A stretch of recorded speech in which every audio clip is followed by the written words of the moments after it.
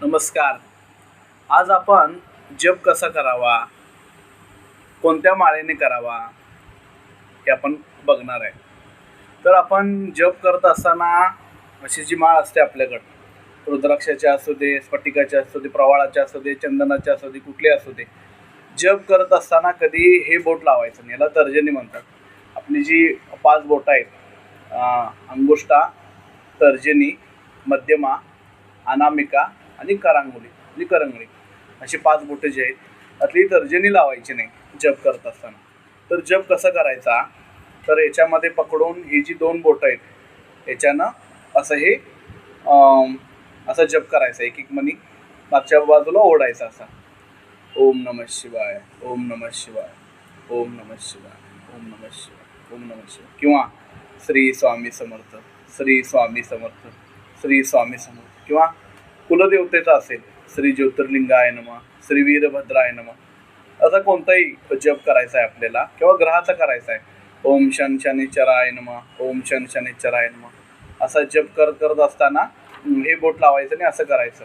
आणि ज्या वेळेला आपण इकडे येतो, आपण म्हणजे हा जो गुरुमने, काही लोक याला मेरुमनी सुद्धा म्हणतात, हे असं करत करत येत असताना इथं ज्या वेळेला आला हा ओरडायचं नाही, म्हणजे याच्या पलीकडे जायचं नाही. तर हे अलगदपणे याच हातानं असं हे घ्यायचं, परत ते असं असा जप करायचा पूर्ण.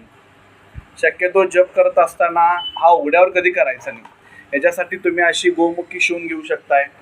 ही जी अशी गोमुखी आहे त्याच्यात तर्जनी या याच्यातून बाहेर घ्यायची, अशी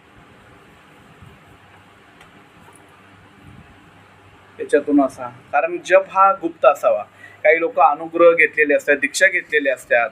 हे जे जप आहे, कारण जप करताना जर एखाद्या व्यक्तीनं पाहिलं तर तो जपाचं पुण्य ते व्यक्तीला मिळत असतं, असं शास्त्रामध्ये वचन आहे. त्यामुळं असं करता. समजा हे नाही मिळालं तर टॉवेल टाकू शकताय तुम्ही, काही एखादं वस्त्र टाकू शकताय, अशा पद्धतीनं. आणि जप करत असताना आसन घेऊन बसायचं आहे. तर कोणतं आसन असावं? दर्भासन असावं. गोंगड्यावर बसून केलेलं जप सगळ्यात चांगला. चुकूनही जमिनीवर बसून करायचा नाही, ठीक आहे. त्यानंतर आता कोणत्या देवतेचं जप करणार आहे त्यानुसार माळ बदलते.